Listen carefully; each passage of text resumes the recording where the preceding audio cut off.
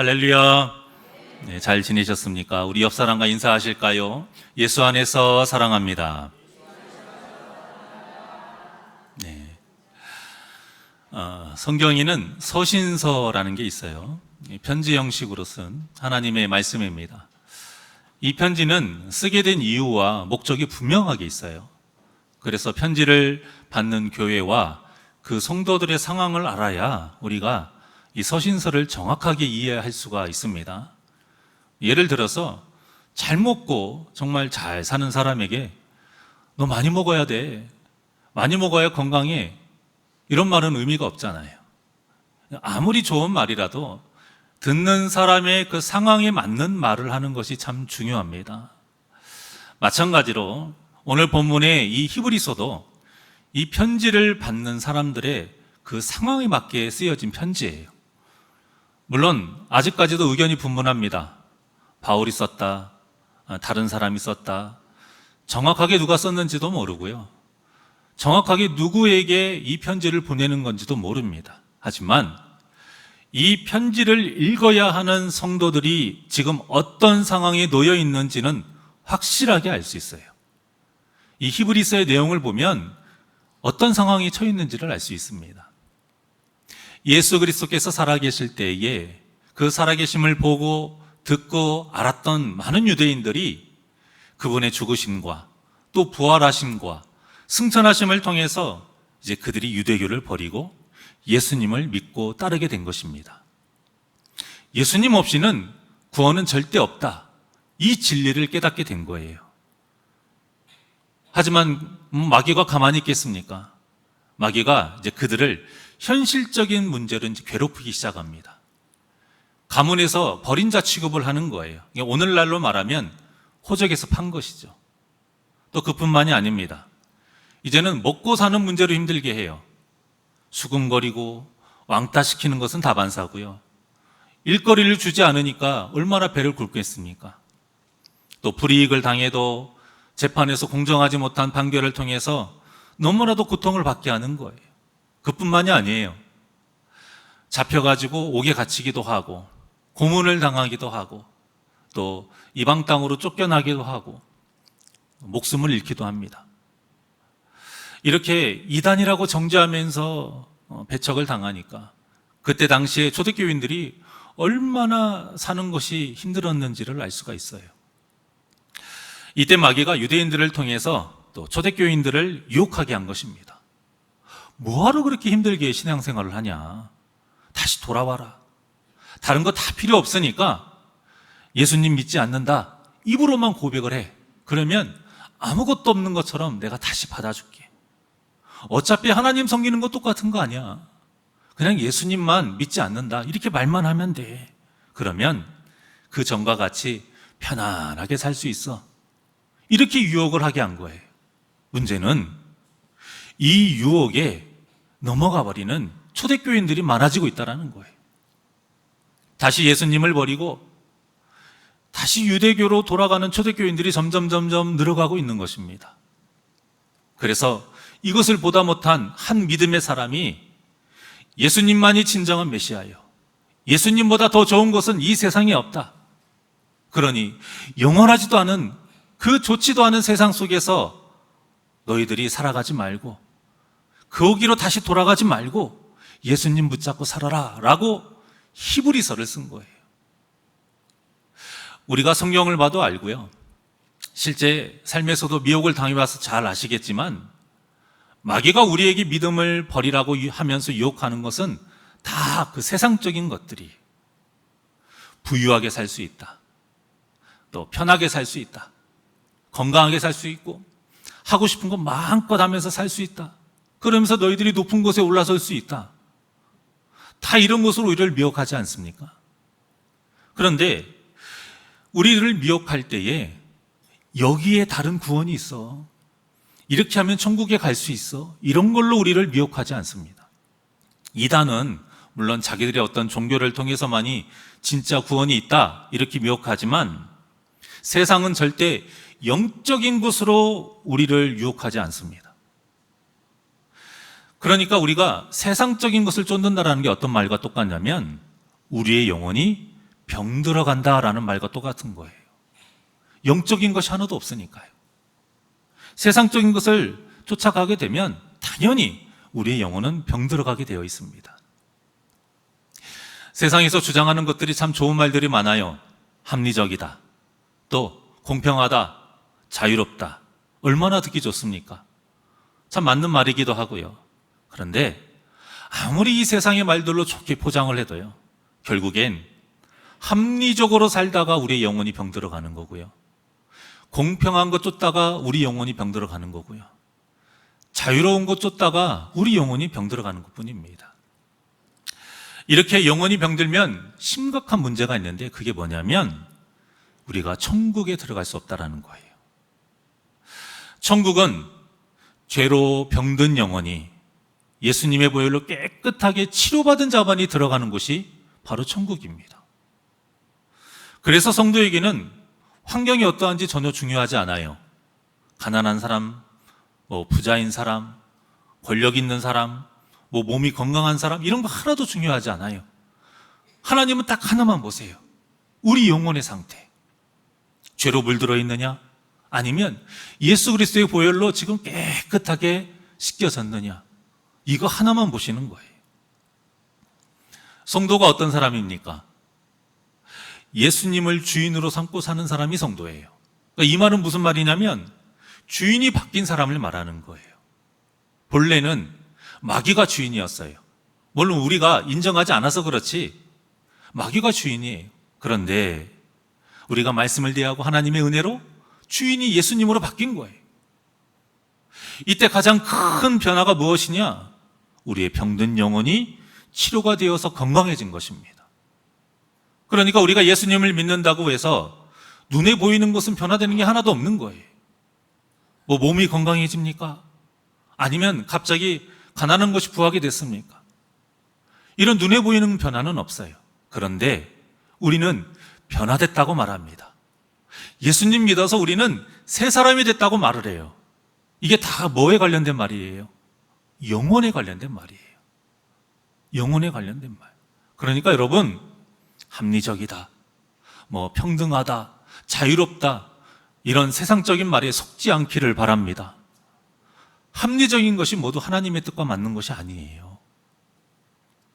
특히 합리적이다, 이것 때문에 우리가 타협하다가 하나님께 죄를 짓는 경우가 얼마나 많이 있는지 모릅니다. 얼마 전에 개봉한 한국 영화가 있어요. 이 나라에 큰 지진이 일어난 거예요. 그래서 한국 전역이 다 초토화가 됩니다. 날씨는 이상하게 변해가지고요, 너무나도 추운 시베리아와 같은 날씨가 되고, 딱 서민 아파트 한 채만 지진의 피해를 입지 않고 딱 서 있는 거예요. 전에는 사람들에게 가난하다, 멸시받던 그런 사람들, 거지가 사는 곳이다, 이렇게 멸시받던 이 아파트가 한순간에 노아의 그 방주와 같은 그런 곳이 돼버린 거예요. 이 세상에 에덴 동산같이 돼버린 거예요. 그러니 살아남은 사람들이 다 그곳으로 몰리죠. 모든 것이 다 황폐화됐고 그곳만 살아있으니까요. 처음에는 같이 공존해서 잘 사는 것 같았어요. 잘 나누어 먹고 집에서 좀 쉬라고도 하고. 그런데 실제적인 문제가 생깁니다. 식량하고 공간이 한정되어 있다 보니까 너무 많은 사람들이 찾아오니까 문제가 생기죠. 먹을 것이 없어지고 자기 사는 곳이 빼앗기게 되는 거예요. 그래서 아파트 주민들이 모입니다. 모여서 회의를 하면서 대표를 세우고요, 아파트를 지키기 위해서 그 사람들이 하나가 돼요. 그렇게 하면서 아파트 주민들이 외부에서 온 사람들을 다 쫓아냅니다. 그 사람들을 뭐라고 부르냐면 바퀴벌레라고 불러요. 사람을 갖다가 그렇게 다 몰아세우고 아파트 주변을 벽을 세웁니다. 그리고 사람들이 불침번을 서가면서 그 아파트를 지키는 거예요. 자, 그런데요, 그들이 주장하는 게 다 맞는 말이에요. 합리적인 말이에요. 아파트는 아파트의 그 주민들의 것이니까 그들만이 사는 것이다. 그러니까 아파트 주민이 아니면 살면 안 된다. 맞는 주장 아닙니까? 법적으로 자신의 집이니까 다른 사람들은 살면 안 된다. 굉장히 합리적이죠. 또 먹는 것도 마찬가지예요. 이 제한이 되어 있다 보니까 이 아파트를 위해서 많이 기여한 만큼 그 차등에서 식량을 지급하는 거예요. 합리적이죠. 그런데 이 중에 가장 중요한 것이 빠졌어요. 합리적인 것 같고 민주적인 것 같고 상식적인 것 같지만 이 안에 가장 중요한 게 빠졌어요. 그게 뭐냐면 사랑입니다. 사랑이 되시나 이렇게 생각할 수 있지만 여러분, 우리가 하나님을 표현할 때 뭐라고 표현해요? 은혜로우신 하나님, 자비로우신 하나님, 전능하신 하나님, 여러 가지 말로 표현하지만 하나님을 다 올바르게 표현할 수는 없습니다. 그런데 그나마 하나님을 한마디로 표현할 수 있는 말이 뭐냐? 하나님은 사랑이시다. 우리 전도할 때 볼펜에 그렇게 써 있어요. 새날교회하고 뭐라고 써 있냐면 하나님은 사랑이십니다. 그나마 이 말이 하나님을 표현하는데 가장 적절한 말이에요.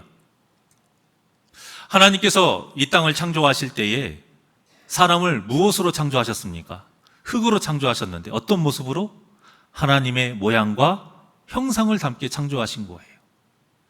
이 뜻이 무슨 말이냐면 한마디로 말하면 서로 뭐하라? 사랑하라는 거예요.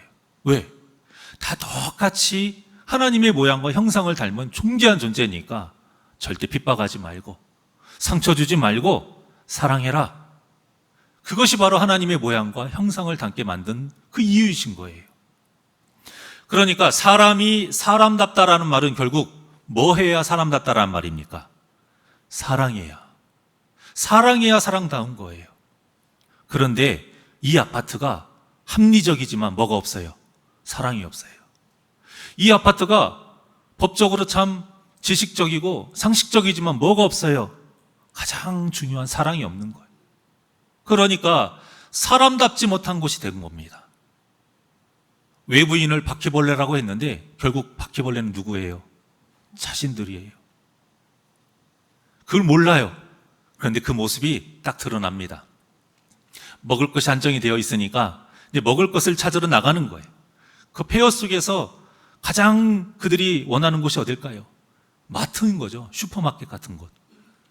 그런데 폐허 속에서 슈퍼마켓을 찾은 거예요. 그래서 그 물건을 가져가려고 하는데 슈퍼마켓 주인이 총을 들고 나타납니다. 자기 집이니까 당연히 방어를 하는 거죠. 자, 그러면 이들이 어떻게 해야 됩니까? 돌아가야죠. 다른 곳을 찾아야죠. 왜? 똑같은 자기와 같은 사람이잖아요. 자기 집을 지키는 사람. 그런데 그 사람을 폭력으로 제압을 합니다. 죽지 않을 만큼 패요. 가족들이 보는데. 그리고는 그 먹을 양식을 다 약탈해 갑니다. 결국 자기 살기 위해서, 자기 목숨 지키기 위해서, 자기 욕심을 위해서 그 합리적인 것을 버려버려요. 진짜 본심이 나타나는 겁니다. 이런 사이가 오래 갈 수 있겠습니까? 결국 여러 문제가 생기고 갈등이 생기다가 그 아파트도 결국에는 이제 외부인의 그 침략으로 점령을 당합니다. 이 모든 과정들이요, 다 폭력으로 다 일그러지는 거예요. 말로만 합리적인 것을 말하지 실제 행동은 폭력으로 물들어 있고요. 말만 합리적이지 실제는 모순덩어리로 가득 차 있는 거예요. 사랑이 없으면 이렇게 되는 겁니다. 그러니까 이 합리적이라는 것도 결국에는 상황과 어떤 그 환경에 따라서 다 변하는 거예요. 나라마다, 시대마다 이 합리적인 것이 다 다른 이유가 바로 여기에 있습니다. 그러니요, 이런 것이 어떻게 진리가 될 것이며 이렇게 변하는 것이 어떻게 우리 영혼을 살릴 수가 있겠습니까? 하지만 하나님의 말씀은 절대 변하지 않습니다. 나라가 달라도 똑같고요, 시대가 달라도 똑같고, 형통할 때든지 아니면 고난과 시련에 있든지 하나님의 말씀은 절대 변하지가 않습니다. 그래서 믿음이란 합리적으로 이해가 돼서 생기는 것이 아니에요. 믿음은 하나님의 은혜로 있는 그대로 믿는 것이고요, 세상의 기준을 따르거나 그 합리적인 것을 따르거나 상식을 따르는 것이 믿음이 아닌 것이에요. 제가 영화의 이야기를 했지만 결코 여러분 이게 허황된 이야기가 아닙니다. 굉장히 현실적인 이야기예요. 제가 이 영화를 보면서 어떤 생각을 했냐면, 이런 상황에 놓이면 이 땅의 성도들은 과연 어떤 선택을 할까? 이 아파트 주민들과 같이 똑같이 그 세대를 따르고 합리적인 상황을 따를 것일까? 아니면 하나님의 뜻을 딱 붙잡고 사람이 사람됨을 잃지 않고 어떻게든 자기 안에 그 사람들을 품으면서 같이 살아갈까?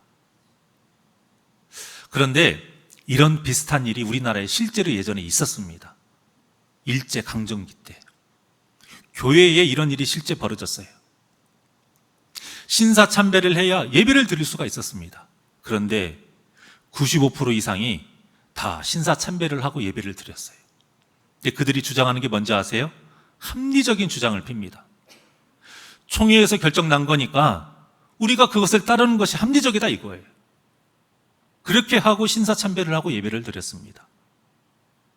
마음으로는 예수님을 버리는 것이 아니니까 입으로만 신사참배하는 척, 몸으로만 신사참배하는 척, 그렇게 하고 예배를 하면서 믿음을 지키는 것이 더 중요하지 않느냐, 이렇게 주장한 거예요.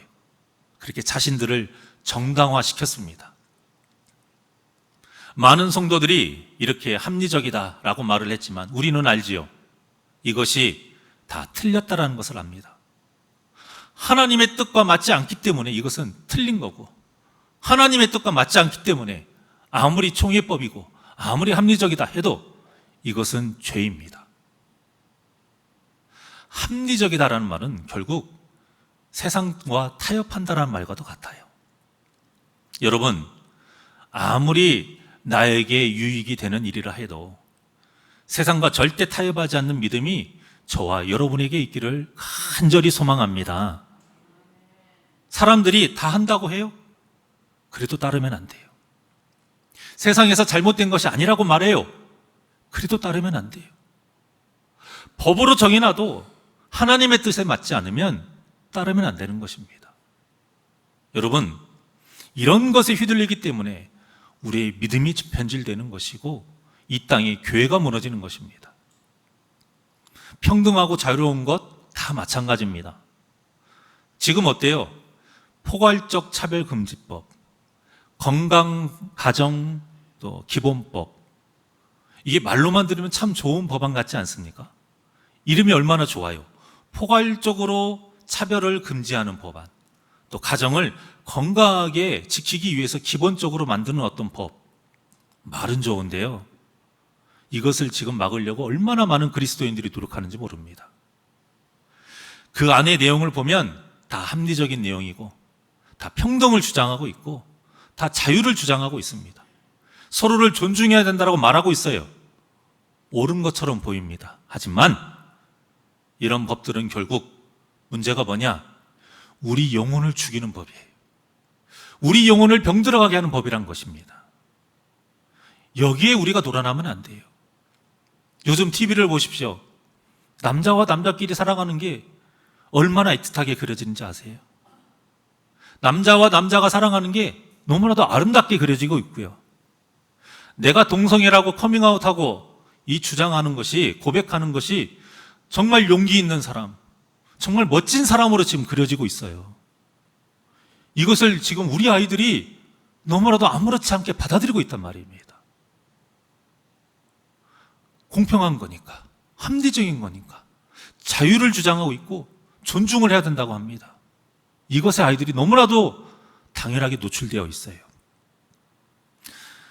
지금 이 시대에 동성애를 비판하면 뭐라고 말하는지 아세요? 빡 막힌 사람, 시대에 뒤떨어진 사람, 어떤 사람은 구석기 시대 사람이라고 말해요. 그럼 우리가 트인 사람이 되기 위해서, 또 시대에 맞는 어떤 세련된 사람이 되기 위해서 동성애를 인정하는 것이 맞는 것입니까? 어떤 이유에서든 하나님이 금하신 것을 인정하는 그 순간 우리의 영혼은 병들게 되어 있어요. 우리가 그것을 잊으면 안 됩니다. 더 큰 문제는 무엇이냐? 우리의 자녀들이 동성애가 당연한 그 세상 속에서 말씀을 듣고 예배하면서 하나님에 대해서 실컷 오해하면서 헛된 신앙생활 하다가 다 지옥에 간다라는 거예요. 하나님이 정확하게 정해주신 것을 우리 마음대로 시대에 맞게 아니다 이렇게 우기는 것 자체가 말이 되는 일이 아니에요. 세상 사람들은 하나님을 모르니까 그런다고 칩시다. 하지만 믿는 자들이 이런 합리화, 평등과 이 자유라는 명목 아래에서 속아가지고 다 동조한다는 것은 절대 있을 수가 없는 일인 거예요.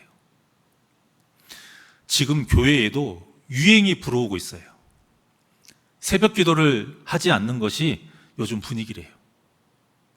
주일에 예배 한 번 드리는 것이 요즘 트렌드라고 말합니다. 멀티버스라고 해서 성경적인 검증 없이 지금 교회에 이런 것들이 많이 무분별하게 도입되고 있어요.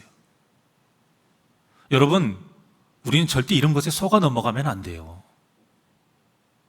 여기에 동참하면 몸은 편합니다. 이런 것에 동참하면 참 재밌어요. 즐겁기도 하고.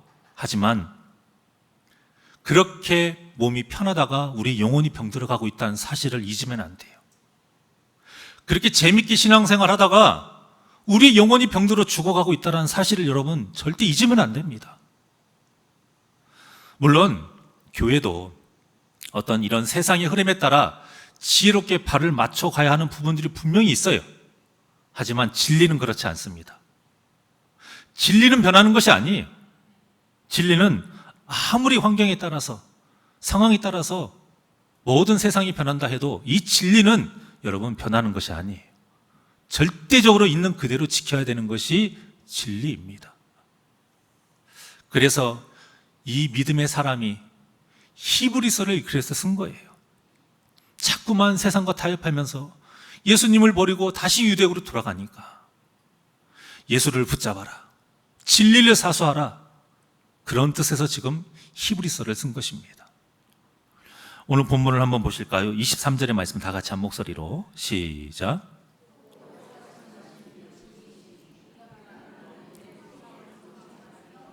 굳게 잡고 아멘.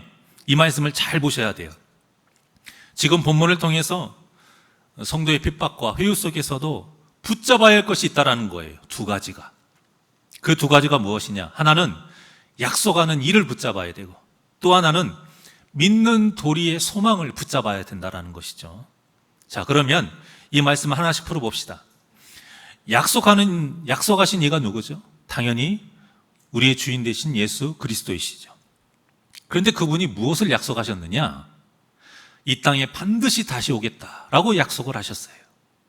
그런데 이렇게 다시 오실 우리 주님이 어떤 분이라고 지금 말씀하고 있냐면 미쁘신 분이다. 이 미쁘시다라는 뜻은 진실되고 신실하시다라는 뜻이에요. 그러니까 절대 변하지 않는 분이고 절대 배신하지 않는 분이라는 거예요. 그러니까 이 세상에서 사람이 유일하게 믿을 만한 존재가 누구라는 뜻이에요? 예수 그리스도 단 한 분밖에 없다라는 거예요. 가족도 변합니다. 부모도 변하고요. 자식도 변하는 세상이 이 세상이에요. 그런데 오직 한 분, 예수 그리스도만큼은 절대 변하지 않는다라는 거예요. 그러니까 성도가 반드시 붙잡아야 될 분이라는 것이죠. 이렇게 미쁘신 예수님이 이 땅에서 뭐라고 가르쳤는지 우리 요한복음 14장 6절의 말씀 봅니다. 시작. 예수께서 이르시되 내가 곧 길이요 진리요 생명이니 나로 말미암지 않고는 아버지께로 올 자가 없느니라. 아멘. 할렐루야. 이 말씀을 믿으십니까? 아무리 우리가 힘들고 아무리 이해가 되지 않는 상황에 처해도요, 너무나도 억울한 상황에 처해도 여러분 아무리 불행해도 이 말씀만큼 잃지 않아야 됩니다. 이 말씀을 잃어버리면 다 잃는 거예요. 여러분에게 어떠한 환경 속에서도 이 말씀만큼은 잃지 않고 반드시 붙잡고 흔들리지 않는 믿음을 가지시기를 바랍니다. 이 믿음이 있어야 성도가 붙잡아야 할 그 두 번째, 성도가 믿는 도리의 소망을 굳게 붙잡을 수가 있어요. 이 믿는 도리의 소망이 무엇이냐면 예수님을 믿으면 구원을 받고 하나님 나라에서 영원히 살 수 있다라는 소망이 내세의 소망인 것이죠. 그런데 성도가 붙잡아야 할 이 두 가지를 붙잡는 건 좋아요. 붙잡을 수는 있어요. 그런데 이것을 끝까지 붙잡으려면 필요한 게 있어요. 그게 바로 24절입니다. 다 같이 시작. 서로 돌아보아 사랑과 선행을 격려하며 아멘.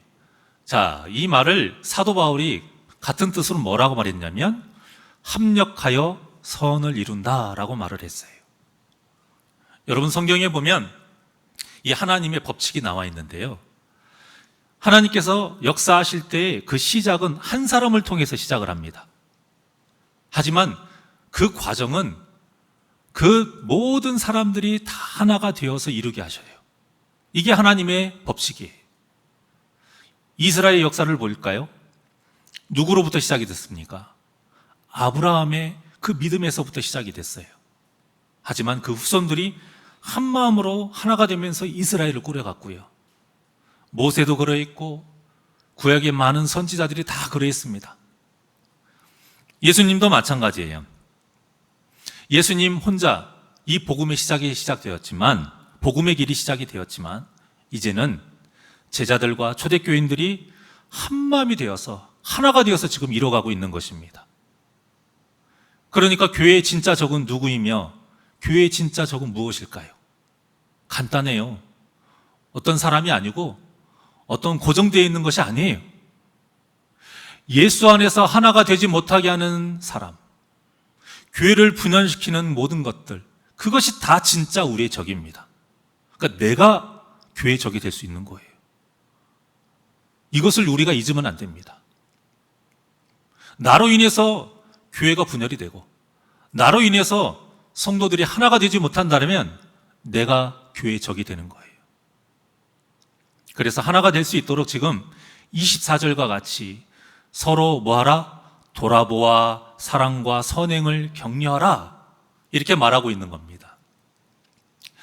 시멘트와 모래로 여러분 집을 지을 수 있나요? 없습니다. 물이 반드시 필요합니다. 그 물이 시멘트와 모래를 하나로 만들어주는 거거든요. 마찬가지로 성도를 하나가 되게 하는 것은 사랑과 격려예요. 시멘트와 모래같이 절대 섞일 수 없는 이 많은 성도들이 모여서 하나가 될수록 될 수 있게 하는 것이 무엇이냐? 그들의 상한 마음을 녹이는 사랑과 격려라는 물이라는 거예요. 그러니 우리 모두 사랑하고 격려하는 물이 되시길 바랍니다. 상처를 받고 마음이 아프고 그런 상황에서도 모두 포용하고 녹일 수 있는 물이 되어야 우리 새날교회를 하나님이 기뻐하시는 진정한 교회로 만들 수가 있습니다. 자, 이런 뜻에서 우리 서로 한번 인사를 나눠보겠습니다. 사랑하고 격려하는 물이 됩시다. 네, 사랑하고 격려하는 물이 되려면 어떤 모습이 되어야 될까요? 일단 1차적으로 웃어야죠. 야, 그런데 이 말씀을 사랑하고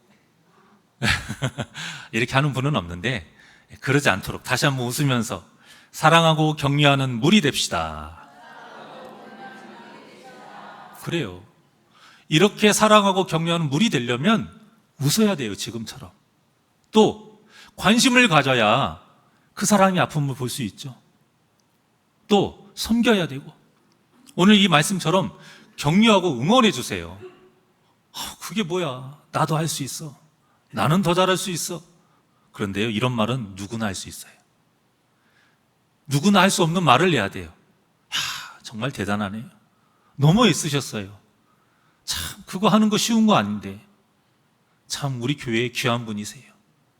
이런 격려와 응원이 우리를 하나가 되게 하는 그런 물이 되는 거예요. 겸손하게, 또 우리가 희생하는 것. 희생이 별다른 게 아니에요. 먼저 하는 게 희생이에요. 우리의 목숨을 바치고 돈을 바치고 이런 게 아니고요. 지나가다가 휴지가 떨어졌어요. 내가 먼저 죽는 거예요. 그게 희생이에요. 별다른 게 희생이 아니에요.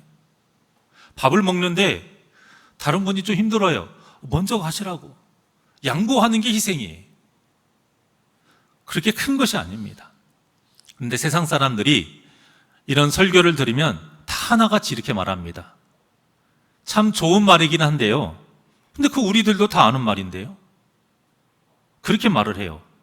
근데 이렇게 말하는 사람들은 예수님을 모르기 때문에 하는 말이에요. 이렇게 물과 같은 모습을 하되 반드시 무엇이 먼저 있어야 됩니까? 예수 이름이 먼저 있어야 돼요. 예수 이름 없이 하는 것은 의미가 없어요. 왜냐하면 예수님만이 우리의 진정한 치료자이시기 때문입니다. 예수님만이 우리의 병든 영혼을 치료하실 수 있어요. 우리가 이 믿음이 없이는 이런 행동이 나올 수가 없고요. 우리가 이 믿음 없이 하는 것을 가식이라고 하고, 이 믿음 없이 하기 때문에 예수님이 뭐라고 하셨어요? 이 외식하는 자들아, 이렇게 질타하신 것입니다. 사랑하는 여러분, 예수님만이 우리의 이 병든 영혼을 치료하시는 진정한 치료자이심을 믿으십니까? 우리에게 이 믿음이 반드시 있어야 됩니다. 자, 25절 한번 볼까요? 25절 시작.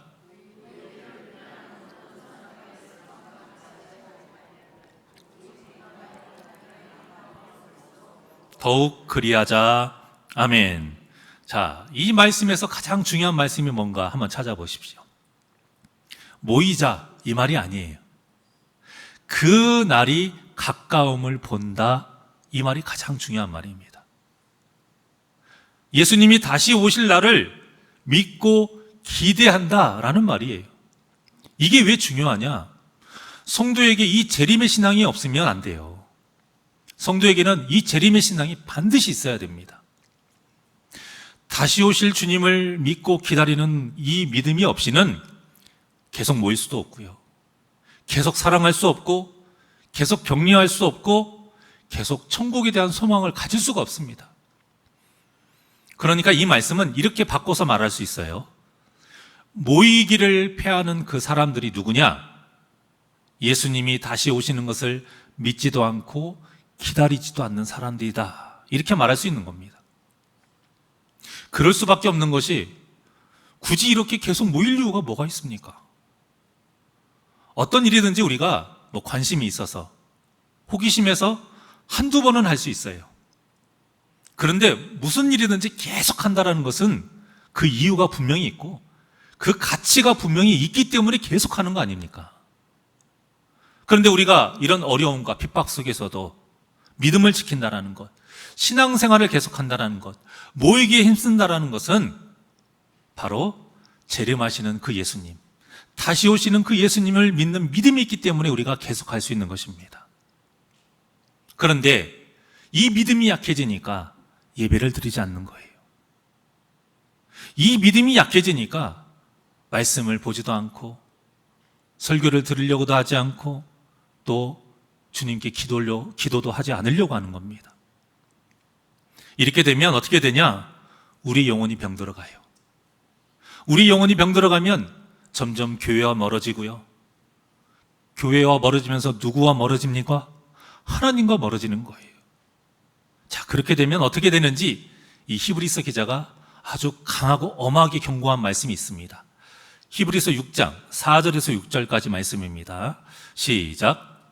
한번 빛을 받고 하늘의 은사를 맛보고 성령에 참여한 바 되고 하늘의 하나님의 선한 말씀과 내세의 능력을 맛보고도 타락한 자들은 다시 새롭게 하여 회개하게 할 수 없나니 이는 그들이 하나님의 아들을 다시 십자가에 못 박아 드러내놓고 욕되게 함이라. 아멘. 얼마나 무섭습니까? 다른 사람도 아니고 예수님을 주인으로 이미 고백했어요. 성령의 역사를 체험도 했어요. 말씀으로 영혼이 살아나도 이런 경험도 해봤고 천국의 소망을 가졌는데도 예수님을 버리고 타락한 사람에게는 무엇이 없다? 구원이 없다. 구원이 없다고 지금 분명하게 말하고 있는 것입니다. 이런 행위는 예수님을 다시 십자가에 못 박는 행위다. 그렇게 욕되게 하는 것이기 때문에 절대 구원이 없다라고 지금 분명하게 말하고 있습니다. 정말 너무나도 두렵고 떨리는 말씀입니다. 사랑하는 여러분, 육신의 병도 아무리 작은 병이라 해도요, 때를 놓치고 치료하지 않으면 죽을 수 있는 거예요. 우리 영혼도 마찬가지입니다. 말씀과 기도로 우리의 영혼을 건강하게 관리하지 못하면 영혼이 계속 병들어 가게 되고요. 결국에는 때를 놓쳐요. 어떤 때? 회개의 때. 제가 계속 말씀드리지만 우리가 죄를 지어서 지옥에 가는 게 아니에요. 회개하지 않기 때문에 지옥에 가는 겁니다. 이 회개의 때를 놓치게 되면 구원을 받지 못하는 거예요. 그러니 이런 불행한 삶을 살지 않도록 우리의 진정한 치료대 대신, 아니 유일한 치료자이신 예수님을 주인 삼아서 믿음을 지키시기를 주님의 이름으로 축원합니다. 그리고 이 믿음은 절대 혼자서 지킬 수 없어요. 끝까지 지키려면 서로를 돌아보고 사랑하고 격려할 때에 지킬 수가 있습니다. 그러니 오직 예수 안에서 서로 사랑하며 합력하여 손을 이뤄서 모두 구원의 역사를 누리시기를 주님의 이름으로 간절히 축원합니다. 이 시간 내가 주인 삼은 모든 건 내려놓고 하나님께 찬양 드립니다.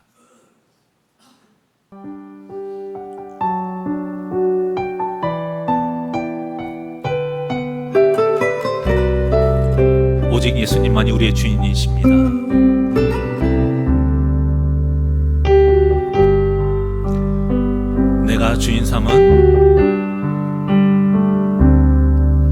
내가 주인 삼은 모든 건 내려놓고 내 주 되신 주 앞에 나가 내가 사랑했던 모든 건 내려놓고 주님만 사랑해. 내가 주인 삼은 모든 건 내려놓고 내 주 되신 주 앞에 나가 내가 사랑했던 모든 건 내려놓고 주님만 사랑해. 주 사랑 거친 풍랑에도 깊은 바다처럼 나를 잠잠케 해. 주 사랑 내 영혼의 반석 그 사랑 위에 서리. 우리 두 손을 가슴에 얹습니다. 순간순간 예수님을 버리지 않도록 오직 예수님만을 주인 삼고 우리 고백합니다. 내가 모든 것 내가 주인 삼은 모든 것 내려놓고 내 주 되신 주 앞에 나가 내가 사랑했던 모든 것 내려놓고 주님만 사랑해. 주 사랑 주 사랑 거친 풍랑에도 깊은 바다처럼 나를 잠잠케 해. 주 사랑 내 영혼의 반석 그 사랑 위에서 두 손 높이 들고 고백합니다. 주 사랑 거친 풍랑에도 깊은 바다처럼 나를 잠잠케 해. 주 사랑 내 영혼의 반석 그 사랑 위에 서리. 주 사랑 거친 풍랑에도 깊은 바다처럼 나를 잠잠케 해. 주 그 사랑 내 영혼의 완성 그 사랑 위에 서리 그 사랑 위에 서리 그 사랑 위에 서리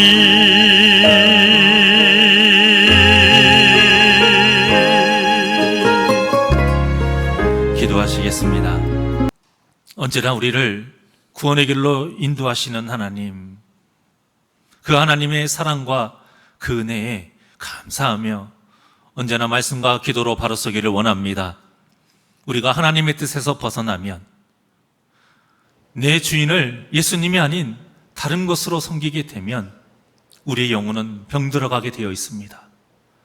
아무리 옳은 것 같고 아무리 합리적인 것 같고 아무리 세상에서 옳은 일이다, 법에 맞는 일이다, 다 모든 세상 사람들이 다 하는 일이라 할지라도 하나님의 뜻에 맞지 않는다면 절대로 하지 않는 믿음을 주시옵소서.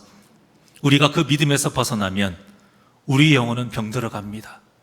그것을 바로 알고 언제나 말씀 위에서 바로 서게 하여 주시옵시고 말씀과 기도로 우리의 영혼을 건강하게 굳건히 지키는 귀하고 복된 우리 성도님들 되게 하여 주시옵소서. 무엇보다 우리에게 다시 오시는 그 예수 그리스도를 믿는 그 재림의 신앙이 있기를 원합니다.